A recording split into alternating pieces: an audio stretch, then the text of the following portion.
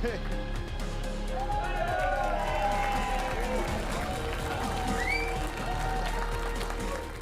there you have it. Epsilon were indeed the winners of the Gfinity Elite Series CSGO Season 1. Um, Epsilon, albeit, I mean, they finished second in the standings overall, but managed to actually battle through it and win through playoffs.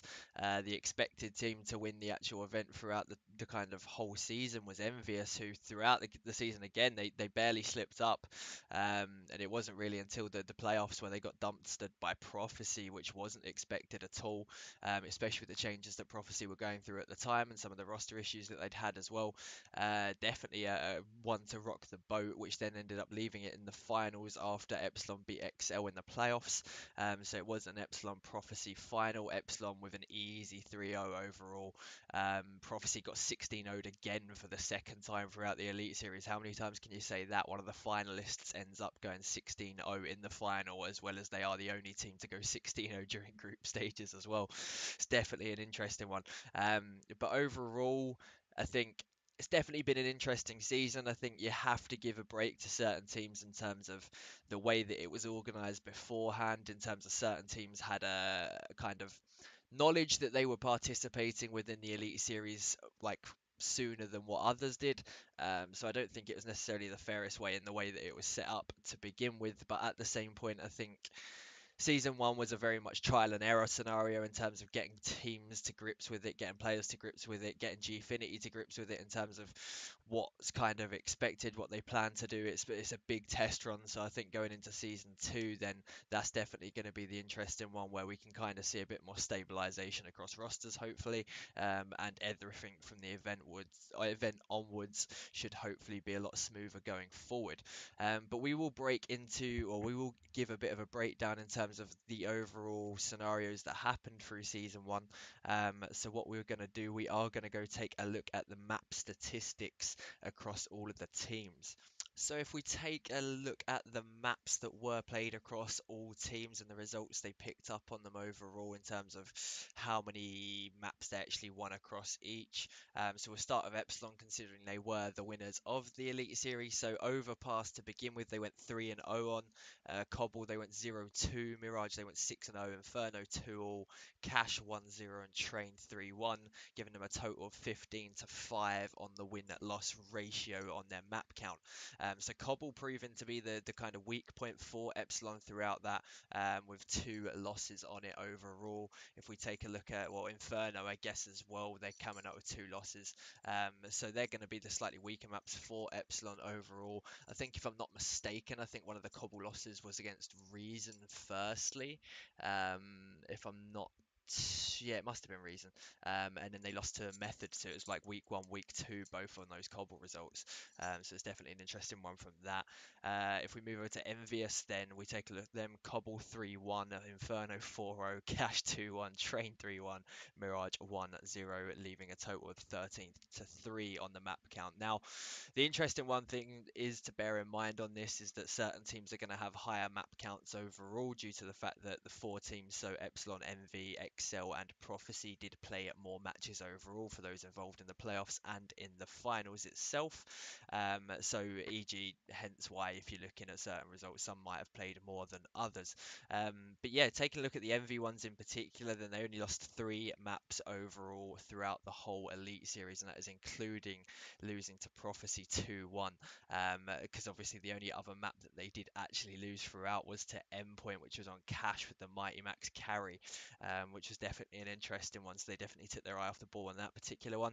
Envy, which is an interesting one because I mean they were the team that everyone picked to be the winners of it overall, and something or another went wrong as soon as it came to that playoffs, and Prophecy took advantage of that in order to get to the final. But we'll move over to Prophecy now. We're speaking of it. Train 3-2, Overpass 2-1, Mirage 3-4, Cobble 1-2, Cash 0-2, with a total 9-11 map count overall.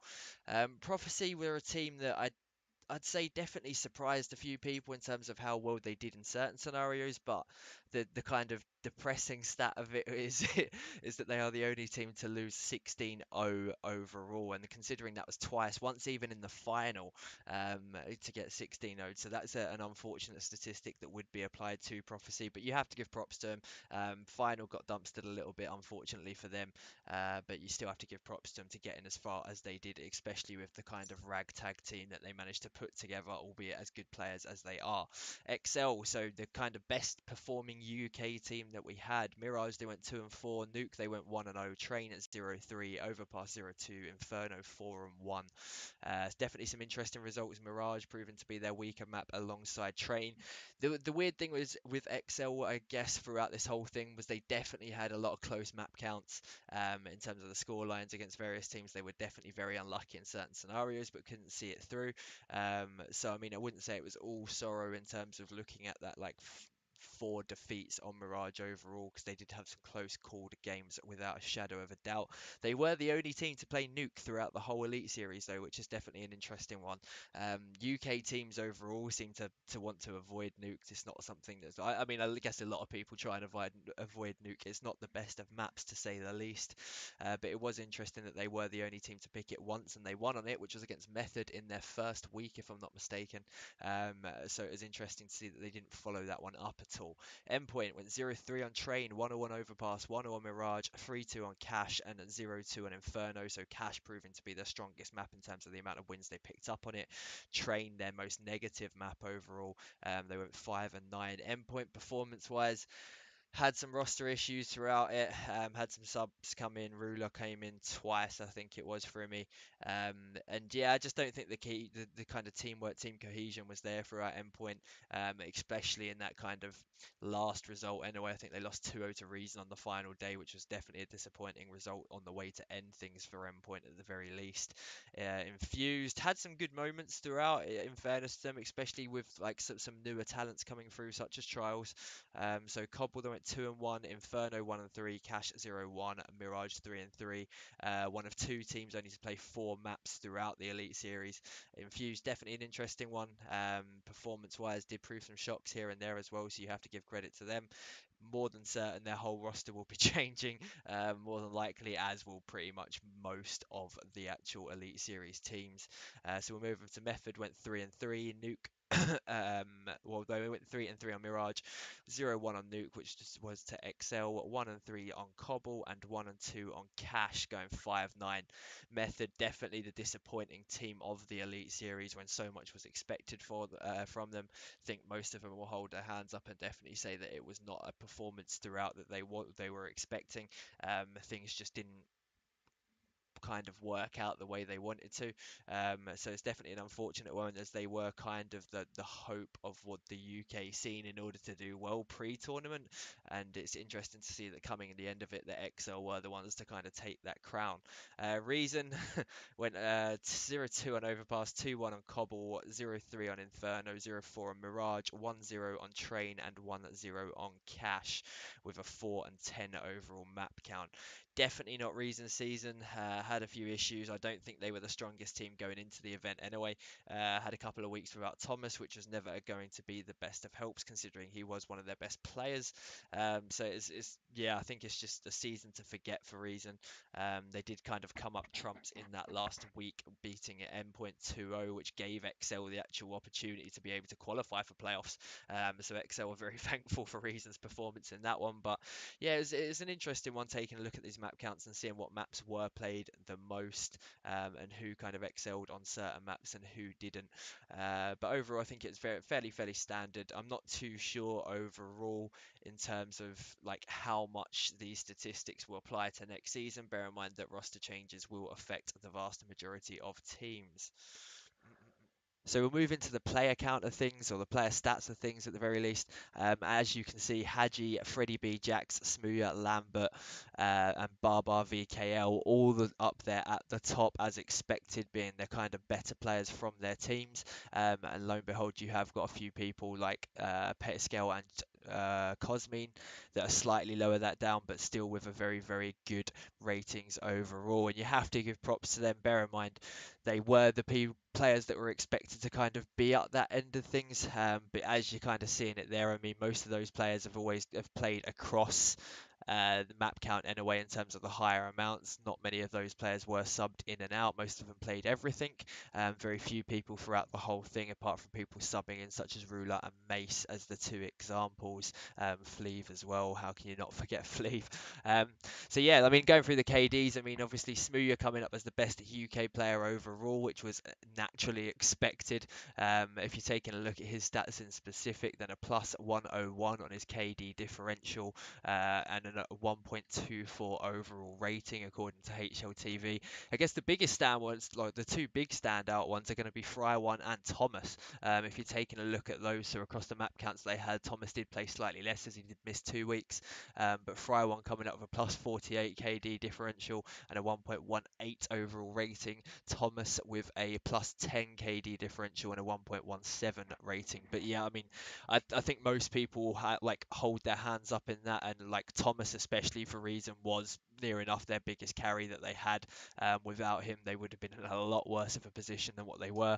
Fry1 pulled some absolute miracles out for Infused, so you definitely have to give props to him on that one. And then you've got Luzza topping the charts for XL, and then you've got Weber topping the charts for Method. So all players that you're kind of probably expecting to be towards that end. I guess you've got people that are slightly lower down. So the good thing is MCK and Jenko do just about fit into that positive KDs out of all the teams, and then we start going down and down and down. The interesting ones, if we go through it, and I think the very interesting stat from this is if you take a look at the bottom four, so you've got Nilzinho, Hoodlum, Red Snake, and Jacob, 4 IGLs of each of their respective teams: Method, Reason, Infused, and XL. So I definitely think that as much as there's been certain stigmas in the past about like the performances of IGLs in terms of the KDs that they're offering and naturally not going to be as good, there are a couple of exceptions in this one, which maybe because they're playing for better teams, which is the reason why that's necessarily happened. But I mean, Jacob at the bottom of the board, not something that would have been expected. In fairness, I would have thought he would have been slightly higher up on that. But he's joint bottom with Red Snake, that is on a 0.78 hltv rating.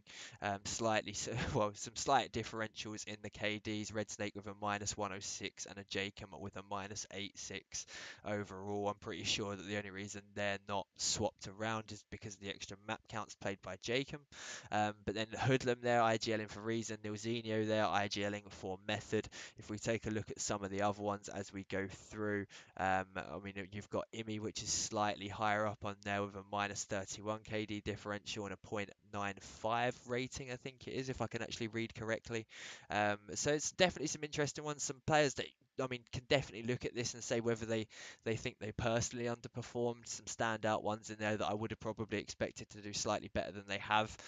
Cryptics still to me is personally one of the best UK players at the moment, but I don't think he had the most successful of Elite Series seasons. I don't personally think that he was, I mean, situational, I guess, in terms of team and whether he was playing to the kind of role that he wanted to be playing. But you've got some other ones there. Stanley, I probably would have expected to put some more firepower in there for the Method lineup.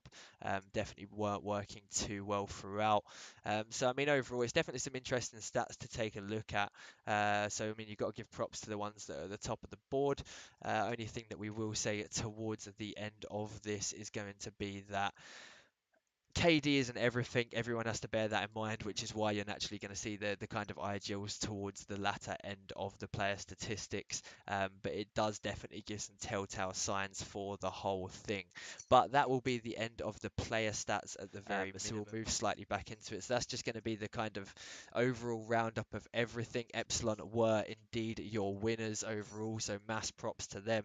How everything will affect and roll into season 2 is going to be an interesting one. There's going to be a lot of roster changes. A lot of them have already happened. I don't think there'll be any one team that doesn't have any changes. I think near enough everyone will have at least one or two at the bare minimum. But overall, yeah, I mean, I think it's been a relatively good season 1. I mean, there's been a few hiccups with certain situations, with certain teams and players and whatnot, but as said at the start, I definitely think it was a trial and error run for season one, and going forward into season two is where everyone should really, really be trying to make sure that they make their mark on season two, whether it be the players, the organisations, or even Gfinity themselves. So we'll definitely look forward to what we get from season two. If I'm not mistaken, it will be starting early October, if I'm not mistaken, but don't count me on that. But that will be the end of the video. So remember to like, comment, subscribe, hate, whatever it is you feel like doing today, my friends, and that will be the end. So peace.